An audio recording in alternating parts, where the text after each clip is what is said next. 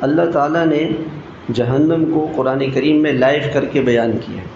جو کل حالات پیش آنے والے ہیں نا، وہ سارے حالات آج اللہ تعالیٰ نے قرآن مجید کے اندر لائیو کر کے بیان کر دیے کہ بھئی یہ کل ہونے والا ہے۔ تو یہ لوگ کہیں گے کہ لو کننا نسمع او نعقل ما کننا فی اصحاب السعیر، کہ کاش ہم اللہ کی بات سن لیتے تو اور سمجھ لیتے۔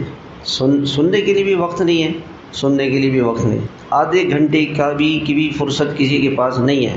گھنٹوں موبائلوں میں اپنی زندگیاں لگا رہے ہیں، کھانے میں، پینے میں، ہوٹلوں میں، تقریبات میں ایک زندگی گزر رہی ہے۔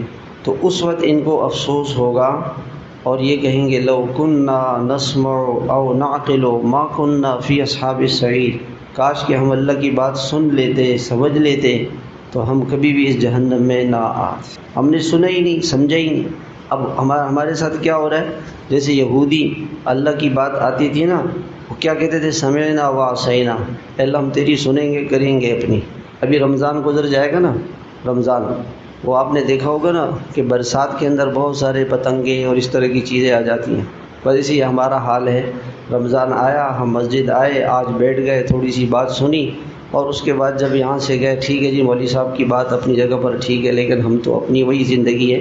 ہر سال یہی ہوتا ہے، ہر سال ہمارے ساتھ یہی ہوتا ہے۔ لو کننا نسمع او نعقل ما کننا فی اصحاب السعیر فاعترفوا بذنبہم، اس وقت کہیں گے کہ اے اللہ ہم اعتراف کرتے ہیں، ہم اقراری مجرم ہیں، ہم اعترافی مجرم ہیں، ہم نے جرائم کیے ہیں۔ اللہ تعالیٰ فرمائیں گے فسحقا لاصحاب السعیر، میرے جیل میں جہنمیوں کے لیے، ان کے لیے لعنت ہے، ان کے اوپر آگ ہے، اور وہ دور ہیں اللہ کی رحمت سے۔ دنیا میں اللہ سے دور رہے، دنیا میں اللہ سے دور رہے، اللہ کے کلام سے دور رہے، اللہ کے دین سے دور رہے۔